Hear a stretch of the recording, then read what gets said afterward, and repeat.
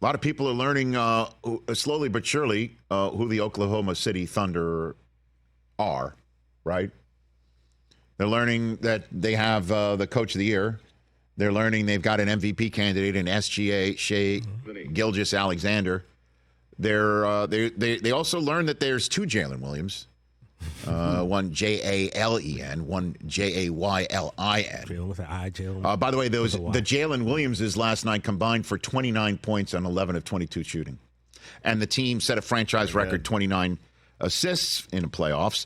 And SGA had damn near a triple-double, 29, 9, and 9. While Mr. Triple-double for the Mavericks, Luka Doncic, did not have a good night. He's now under 40% shooting in these playoffs. Yikes. And remember he said he let down Kyrie in the first round and then, of course, turned things around.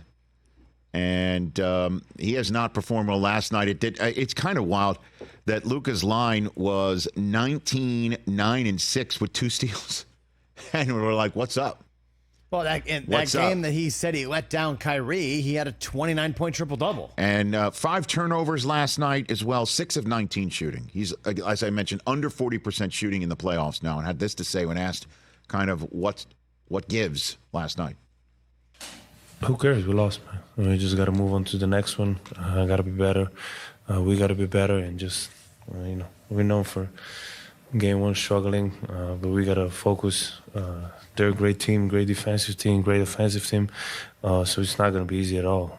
We got to play very good basketball and focused basketball for 48 minutes. How can you be better? Effort, making shots. Yeah, I know. How can you be better? I mean, you're looking for a soundbite there when you ask how can you be better. What was it? Not missing. How are you going to answer that? When we shoot it, it goes in. They got back at it on Thursday, and I'm asking you this guy. I asked Brockman a question about his team. When did Derek White become Steph Curry? I'll ask you this question.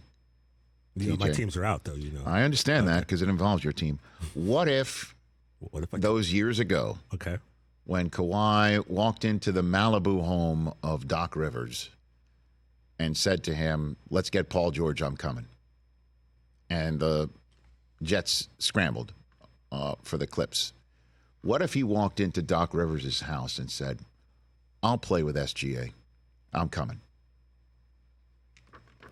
Ooh, baby. Chris. What if that had happened? I brought it up to Chris about a month ago, and I was like, I see what the kid can do, or I believe, what if they said? Well, I don't think anybody thought he'd be an MVP in 3 years. I get it. So I know.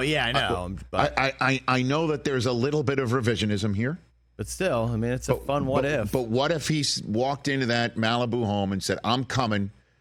Just let's see if we can get a little more firepower. I'll play with SGA. I'm not looking for PG. I'll play with Shai Gilgeous-Alexander. Yeah, I mean, like you said, it's revisionist because Kawhi at that point of his career probably wouldn't have said that about a then rookie SGA. Mm-hmm. Chris and I brought this up to Chris about a month ago, and I'm like, I don't know if the Clippers would be in any different position, maybe this year, but previous to this. The only thing better is we keep all those draft picks and SGA. So now, maybe we end up with a Jalen Williams, one of the two of them. Maybe I don't know. Maybe we have a Lou Dort. Could you imagine if that had happened?